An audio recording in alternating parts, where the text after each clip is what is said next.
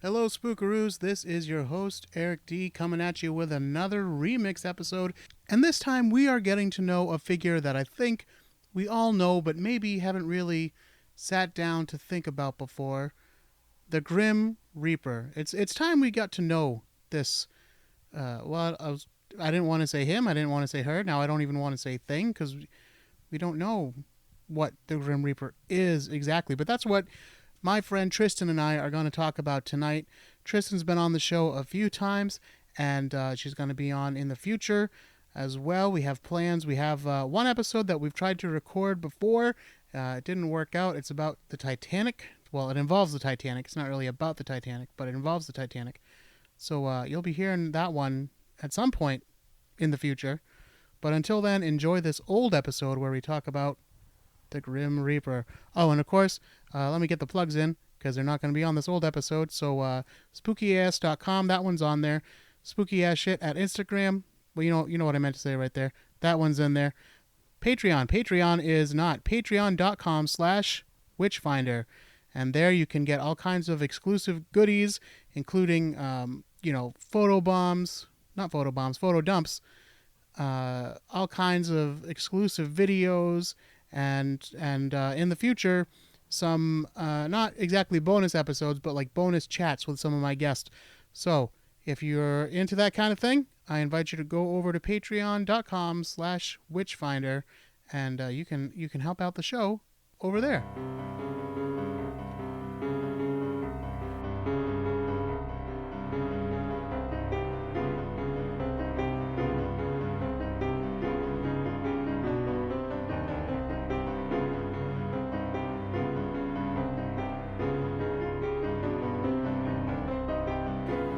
Welcome to Spooky Ass Shit. I'm your host, Eric Winnells.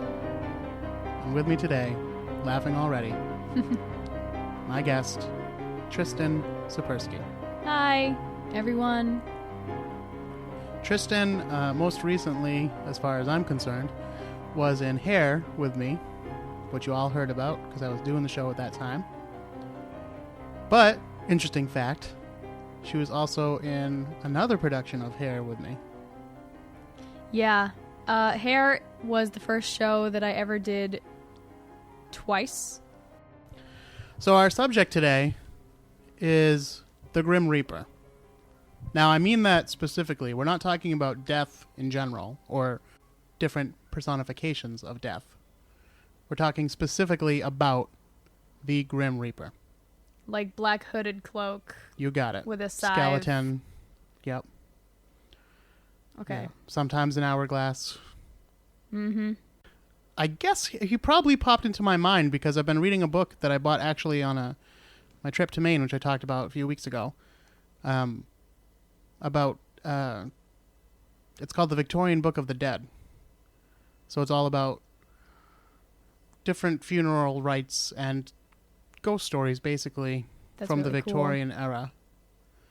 And the Grim Reaper appears a lot because I guess that especially the name Grim Reaper comes, the first noted recording of it is in 1847.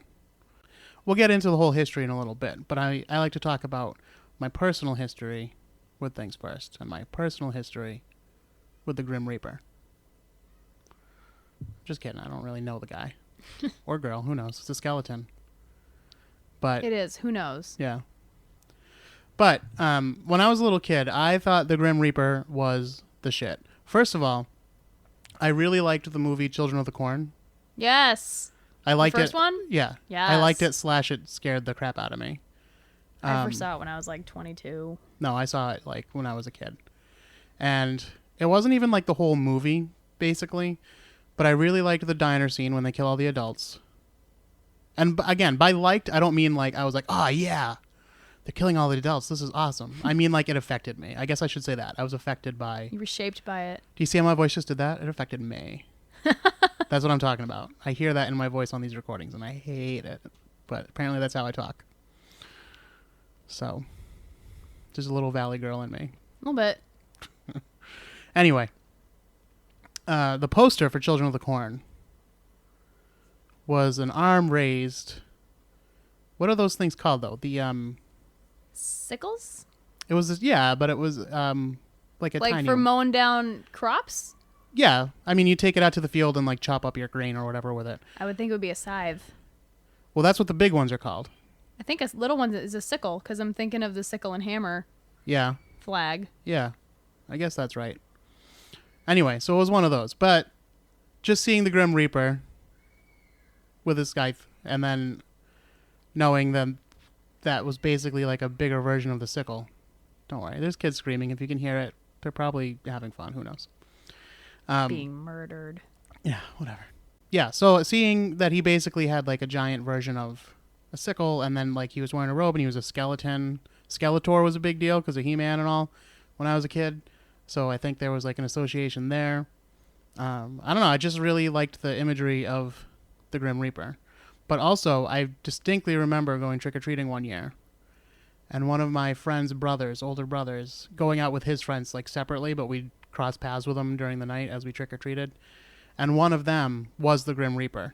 And I, even though I knew who it was, like I knew the kid, I still thought it was like the scariest shit ever.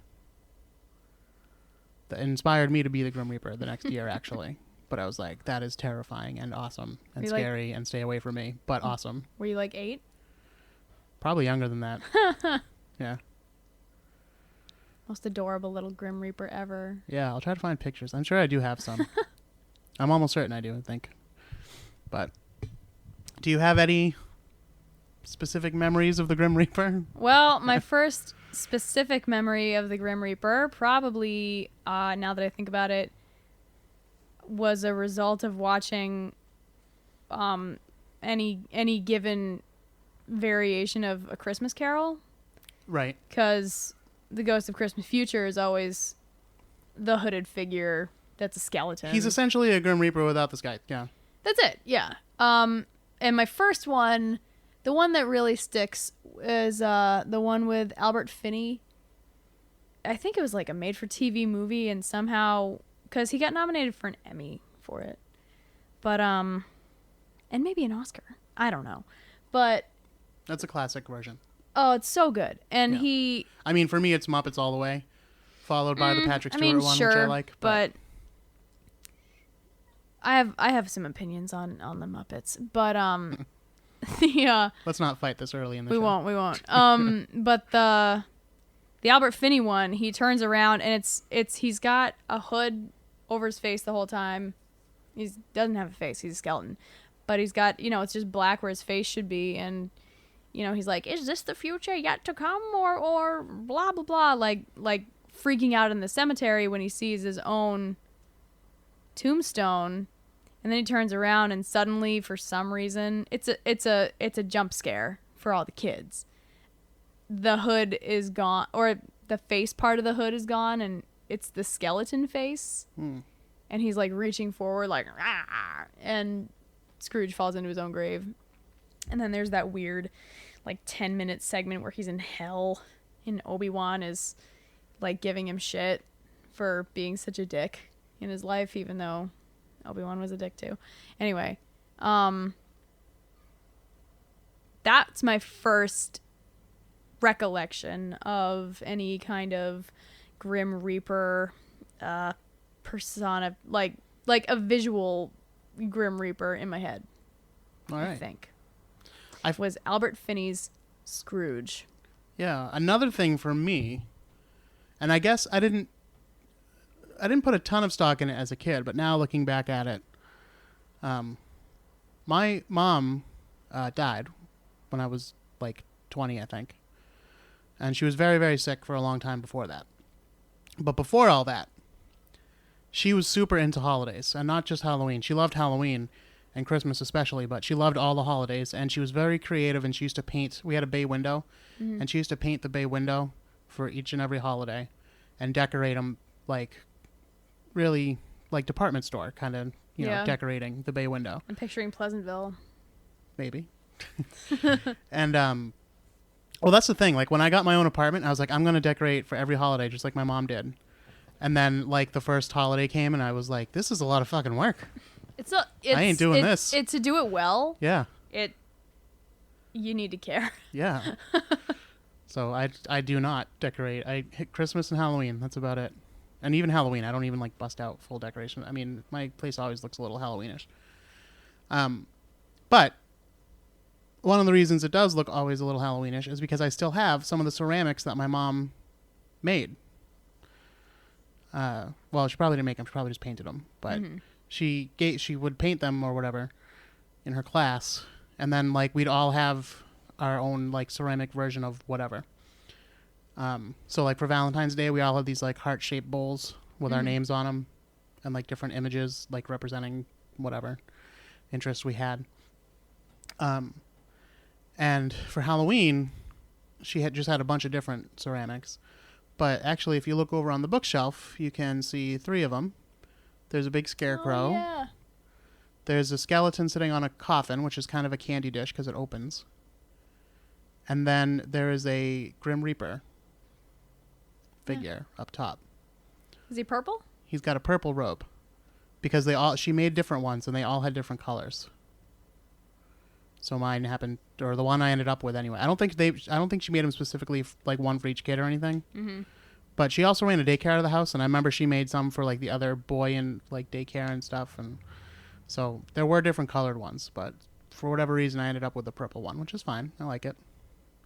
I feel like this isn't the first time though that I've seen a purple robed Reaper. Well, purple is pretty traditionally associated with death.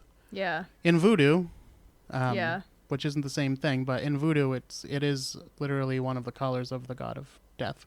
Yeah. And the underworld. So it's not a big leap to assume it's kind of cross-cultural.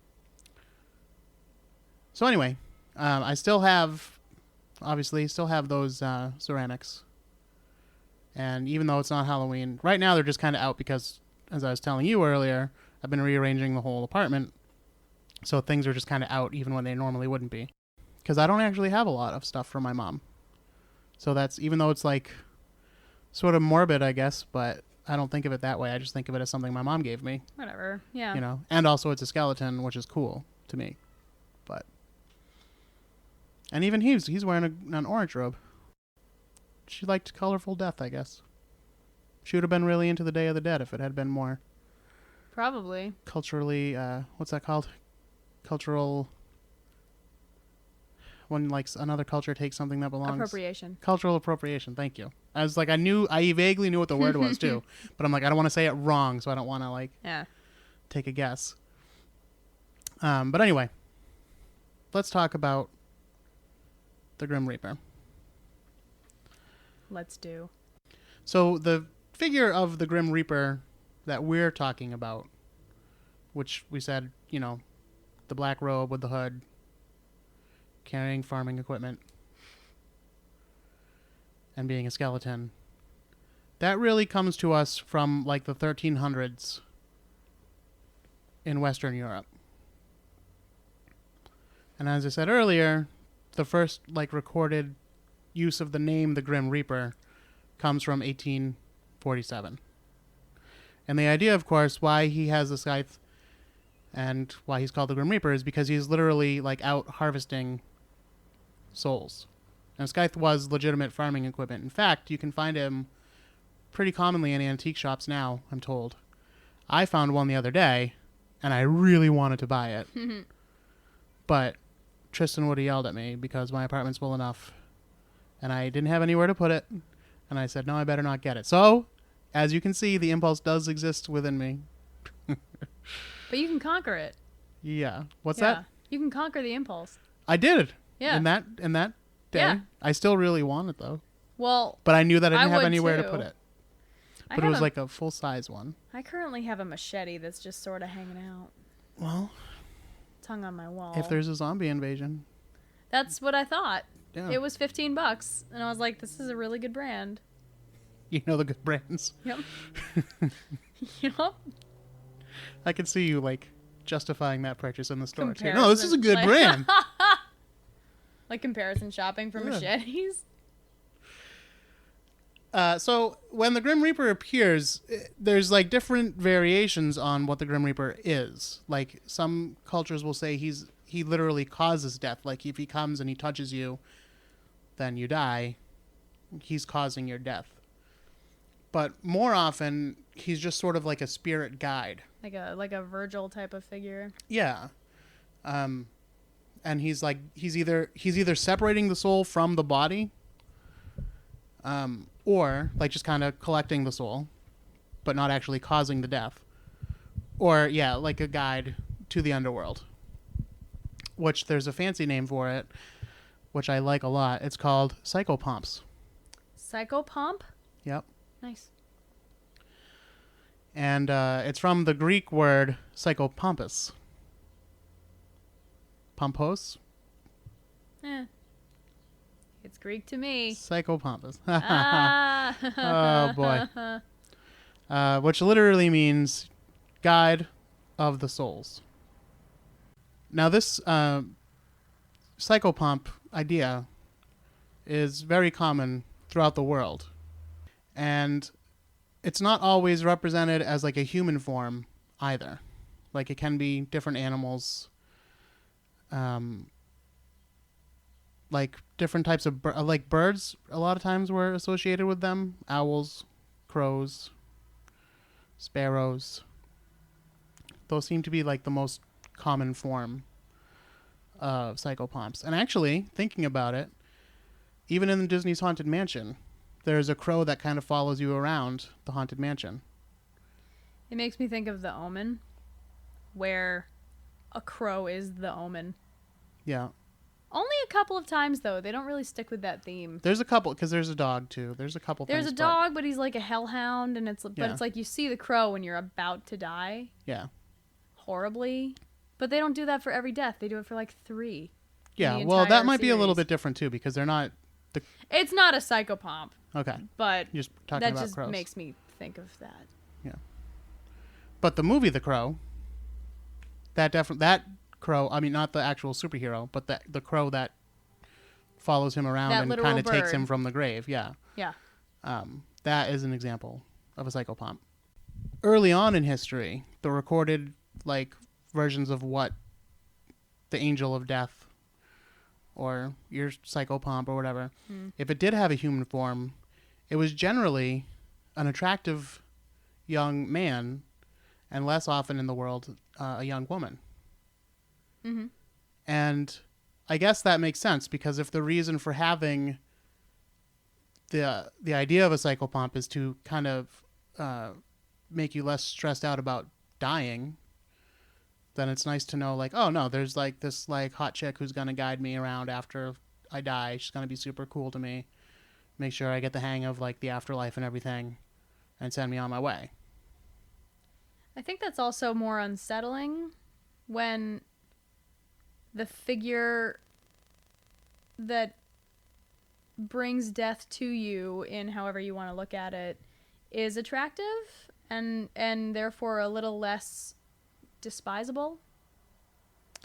Well, I guess it depends. I'm not really phrasing it right. I guess it depends on the culture you're coming from, because I would think coming from a white Judeo-Christian culture where death is for some reason feared and people try to run from it all the time, I think that having it be something that some part of you wants is more unsettling. Like when a bad guy is hot in a movie, it's weirder. Okay. It's exactly the same thing. Yeah.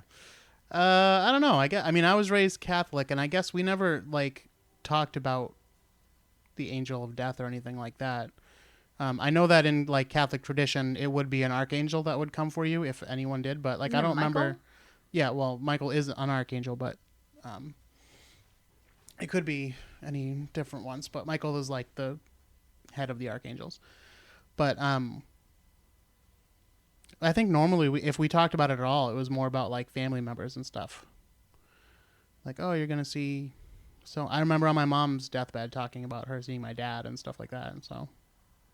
See, I was raised Jewish, and I was never instructed to believe one thing or the other, but the image that I kind of formed about the angel of death was that there wasn't really a figure associated with it. It was just like a force. Yeah. Like.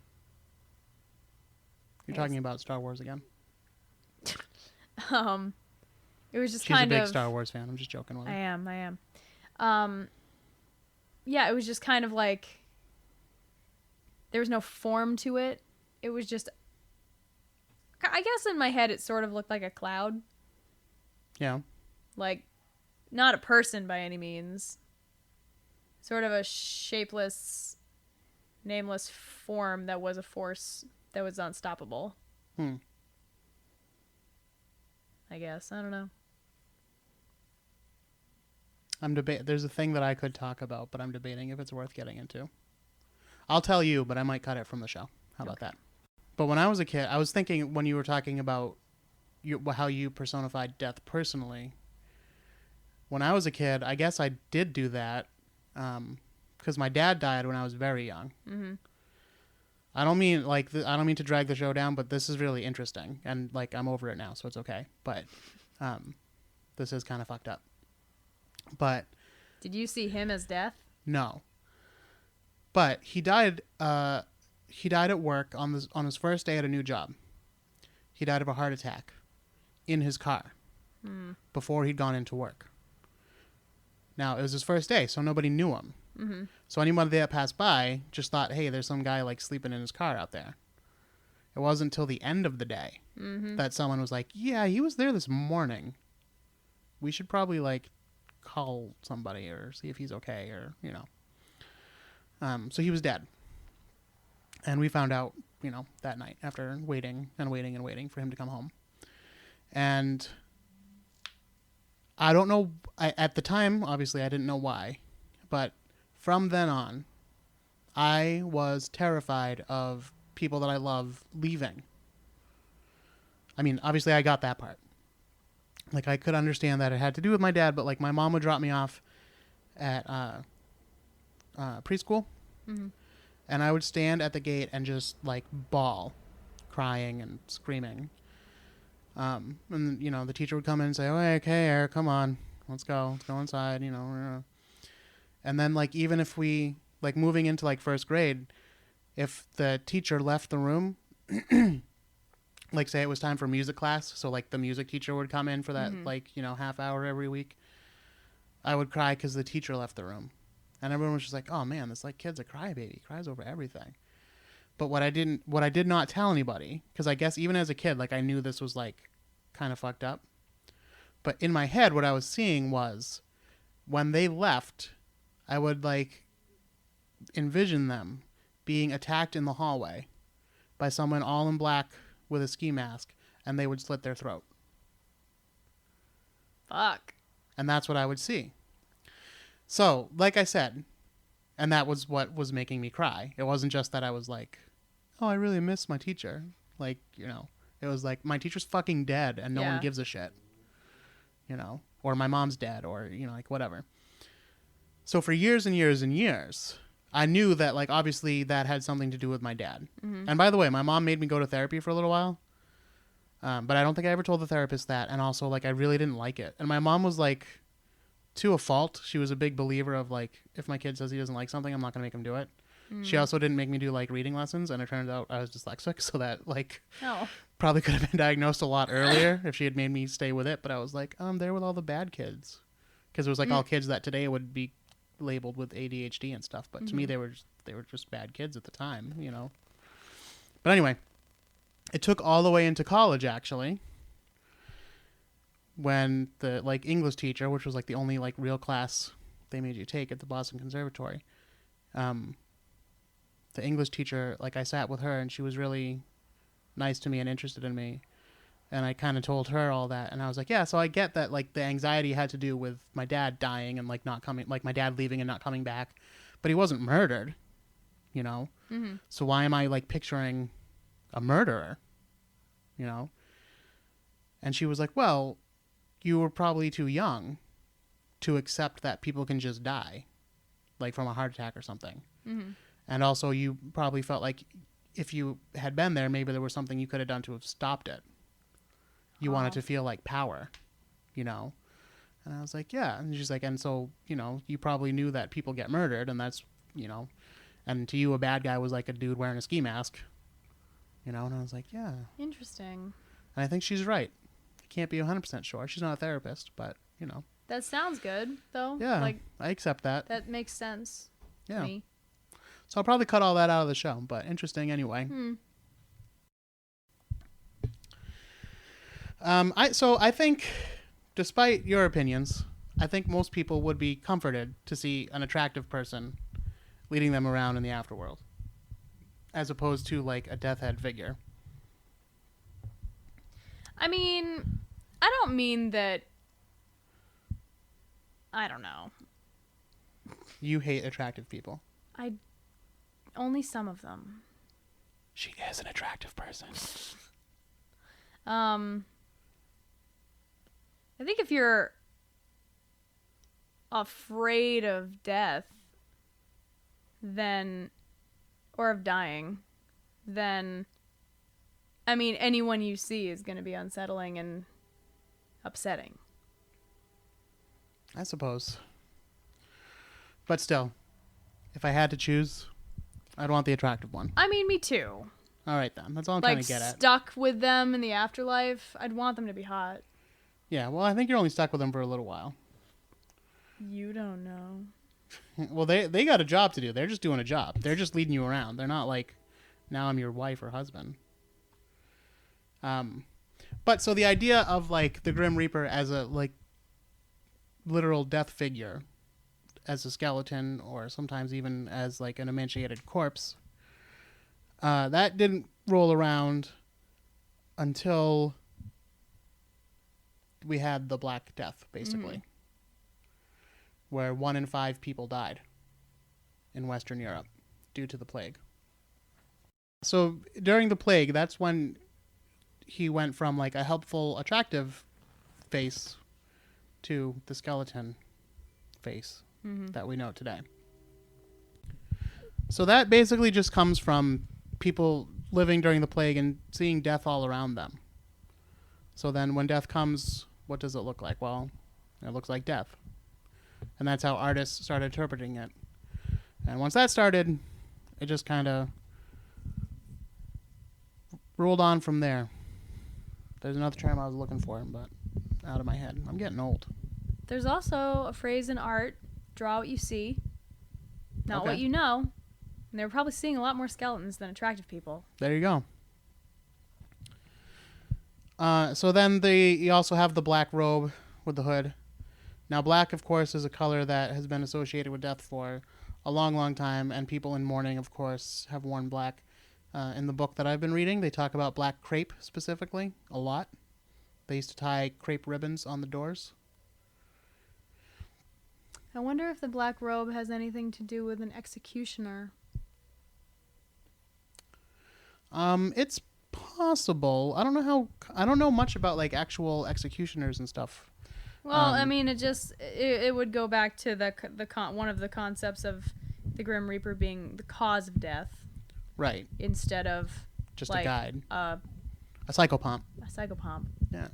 We can use our fancy vocabulary words that we learned. That's your vocabulary word for today. Psychopomp. He is pictured with the scythe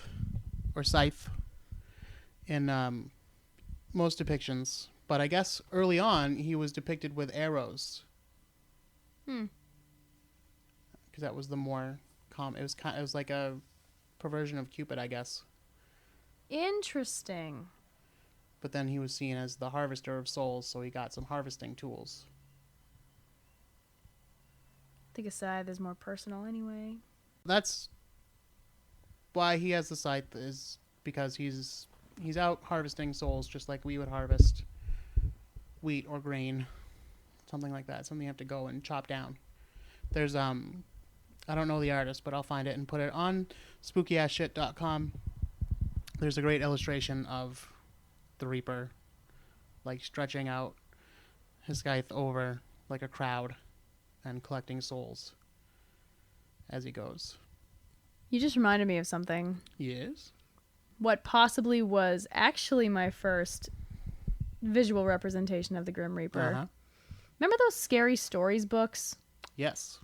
So the artist, whoever that was, drew as one of the illustrations, a massive figure, a hooded figure with a huge scythe trailing after this tiny, tiny little guy. And the pictures in that book were so fucked. Yeah, they were. Oh my God. Way, way worse than the stories. I just That's why they were scary. Yeah, I just read a whole article about that. I think they're making it into a movie. That's what I read. They've probably been saying that for a long time. I don't see how. There's no plot. Well, it would be like... The pages are all... They're all 5-page stories. Yeah. Well, it would be like... Did you ever see Creepshow? Yeah. I guess it would probably be like that. Like, just different stories. He's also... This is less common, but he's also seen with an hourglass, which represents how long you have to live. And once the hourglass sand... once the hourglass sand is completely switched to the other side, your time is up. And that's when he's gonna take your soul. I feel like the Grim Reaper is a very, very easy visual for children to understand. Because now that I'm thinking about it, there are so many visual representations of him. Let's say it's a him for now. From, Rocco's Modern Life and Hey Arnold. Yeah, and he pops up in a lot of kids' stuff. And I just had another one. But like a lot. Bill and Ted's Bogus Journey. Bill and Ted, like just a ton of shit like that. And I feel like it's a really, really simple and iconic image for that children will be able to understand immediately. Yeah, I think that's true. There's a lot of stories about death, and a lot of them are about people tricking death. Are You Afraid of the Dark had a lot too. Yeah. Are You Afraid of the Dark is something I want to do a whole nother Oh my God, I love show that about. show. Yeah. Well, you can join the Midnight Society for it. Yes. When we do it. There's also a piece... I don't know much about classical music. I can't claim to be a connoisseur. But I do like the Dance Macabre. Are you familiar with that one? Not a song. Okay, well, there is a song. Okay. And there's actually a story that goes along with the song. I don't know if it's not a poem, and I don't know if this was like originally intended to be read. I'm not going to sit and read the whole thing, but basically, the figure of death, the Grim Reaper, appears in a cemetery. And he sits on a tombstone and starts playing his fiddle because he likes to jam. But his fiddle is also calling the dead to wake up and saying, like, hey, this is your time. You can come out and party now until dawn, and then you'll have to go back in your graves. So basically the story is the skeletons come out and they start dancing around and like having all this revelry. But eventually they get depressed thinking about the life that they don't have it anymore and wishing that they could live just for one more day and all that kind of stuff. And they all begin to cry, as only skeletons can. And then Death basically says, don't waste your time thinking about that. You only have a little bit of time left here tonight. So celebrate this, celebrate what you can while you can. Don't worry about other things. So they kind of do, and then they go back to their graves. That's the actual story. It reminds me of Fantasia. I think that's what... Is that what Night on Bald Mountain is supposed to be? That is I haven't seen Fantasia in a long time. It's a different piece of music. Definitely. It's yeah, that's by Modest Mussorgsky. Yeah. I think the story though, the actual cartoon, it's Chernabog like bringing all the dead out of their graves and they all go back to their graves at dawn. Yeah, so similar and they all are freaking out and theme, like jamming with each other. Sure.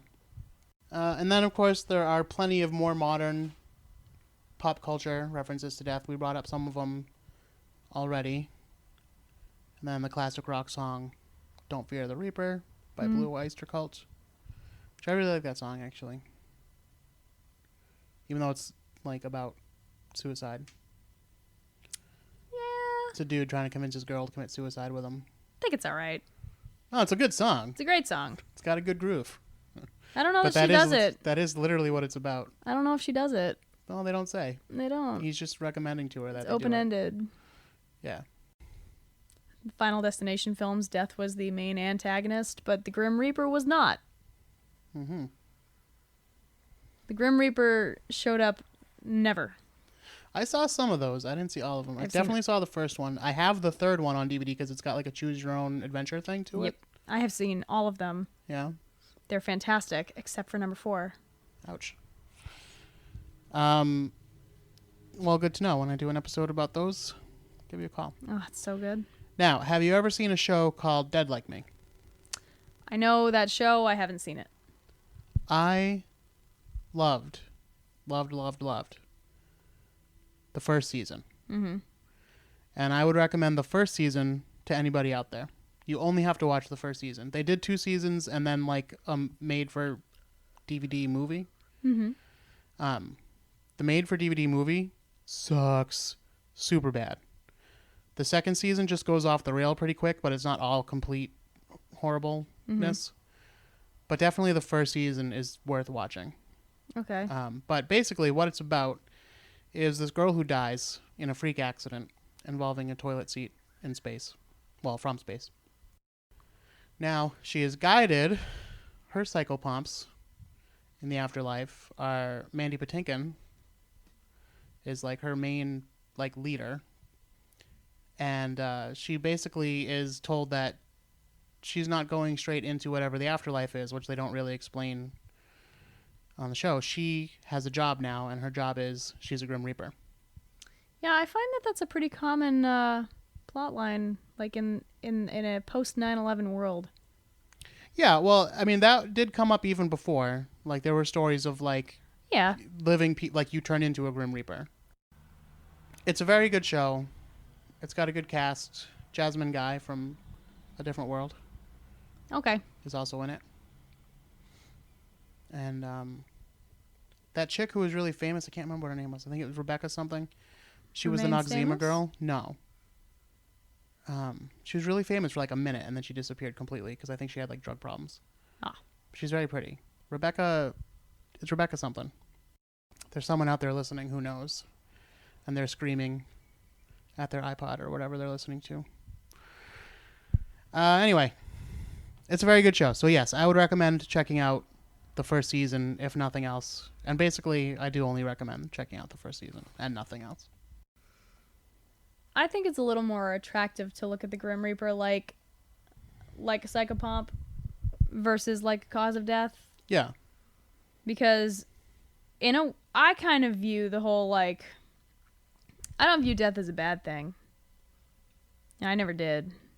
I view it as just like a very natural, like some deaths are bad, but like death as a concept, I don't think is something that we should shy away from as a society or as a species, because I find it silly. But it's on the agenda. It is. Gonna happen. It is. So I think like shying away from the subject or like not talking about it or pretending it's not going to happen somehow, I think that's not in anybody's best interest. So I always kind of viewed the Grim Reaper or death as a force, which I sort of have I've conflated the two before in the past. But I view them as kind of just like a very pure, not negative thing. Like, yeah. Like sort of like, this is what's happening now. Come on. Yeah. Kind of. I guess. I don't know. You should watch Dead Like Me. Yeah. Because that is what they are. They're just doing a job, and none of them are like into it. They're just like, okay. I think so was Eliza Dushku in True Calling, and I think so was Jennifer Love Hewitt in Ghost Whisperer. I think so was Patricia Arquette in Medium. I think this is a pretty common plot line. Guess so. Well, I've only seen Dead Like Me. The young, attractive white female who suddenly can talk to the dead or spirits and guide them. Gayheart? Rebecca Gayheart. It was a person. Is that a person? She's pretty? Yeah, that's her. Rebecca Gayheart. I got there. Yeah, she didn't last long. But I feel like it's a very I think it's a very romantic thing to have a supernatural element in with this very macabre, what some people think of morbid subject. And again, to have a young, attractive person be the psychopomp for all these people. Who knew? They were really set. They really knew their history. It wasn't just that hot people sell. There you go. Yeah, I think I guess it depends on the culture you're raised in, but I mean, I guess I didn't fear death. My only issue with death was that it took people away. Yeah. You know, like I was never gonna see my dad again. So I hated it like in that sense. But even at that age, I knew like that this happened. Like I was very afraid of it as a kid. I was afraid of everything, but I was very afraid of like death and just like not see. And even though at that time I was Catholic, I was raised Catholic, and I believed in God, and I believed that I would most likely go to purgatory and then to heaven after however long my sentence was in purgatory. But is that what happens in Catholic? Yeah, you it depends who you ask, but the way like we talked about it in CCD, it was sort of like basically everybody goes to purgatory, where you like have to kind of like cool your jets and then like figure out how you could have been a better person and like why what you did wrong was wrong. Mm-hmm. You have to figure go to your all that room, out. think about what you've done. Yeah, but it's not a punishment like hell. Like hell was like for the big time, like you murdered somebody or you're a rapist or something like that. You got to be like super bad to get into hell. Purgatory is just where like almost everybody ends up, unless you lived a perfect life, which they always did. Nobody lived a perfect life except for Jesus. Okay. No, it's a whole nother issue, but it's a big long conversation. Yeah. So anyway, I don't know what my point was in bringing all that up, but yeah. So I wasn't a huge fan of death, I guess, just in that sense that it took away. But I think even then I realized it was a process that all things have to go through, even though I was super not looking forward to it. That's the thing. I guess that's what it was. I wasn't afraid of death in the sense like something terrible is going to happen to me.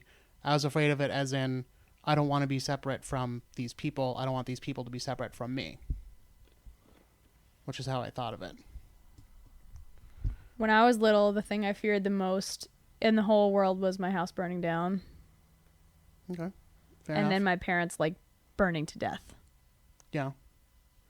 I didn't have that one. Mine was mostly murder and robbery based and alien abduction based. All right. Well, so you've got nothing to plug, you said, right? So I am in no shows because I will be starting grad school in like a week and a half. yeah. At my alma mater, the Boston Conservatory. Which is now the Boston Conservatory at Berkeley. Oh, whatever. Hashtag Bocoab? merger. Bocoab? I guess you have to say it now. I don't know, which sucks because Boco was so great. It Like sort of that was, name? but we also thought it was terrible. Like, we kind of were like, Well, eh. whatever. But you couldn't say BC because there is Boston College There is a already. BC. So you can't be like, oh, we're BC. I had a friend who made friends with all of the... My friend is an African-American man, and he made friends with all the other black people, and they called themselves the Boco Coco. There you go. And I just thought that was so cool. Yeah. All right. That's going to do it for this episode. I do want to ask you to please check out spookyassshit.com where you'll find pictures from this episode and every episode of the show, pictures relating to the episode. Not actual pictures of us or anything, don't worry. And I also invite you to explore our social media presence, which we could really use a boost on. Tristan, I'll show you the numbers later, but we actually get a good number of listeners. Oh, cool. But you'd never know that looking at our social media because we have like 60 Facebook likes, like I'll 5 plug it. Twitter followers.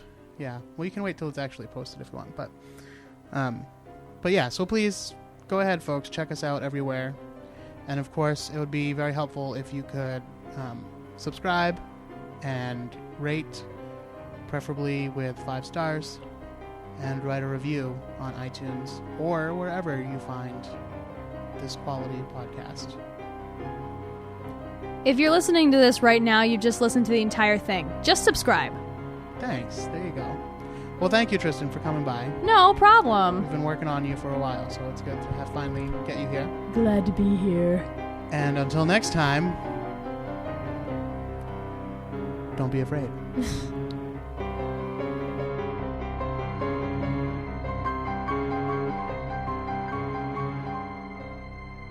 Spooky Times is a Witchfinder production.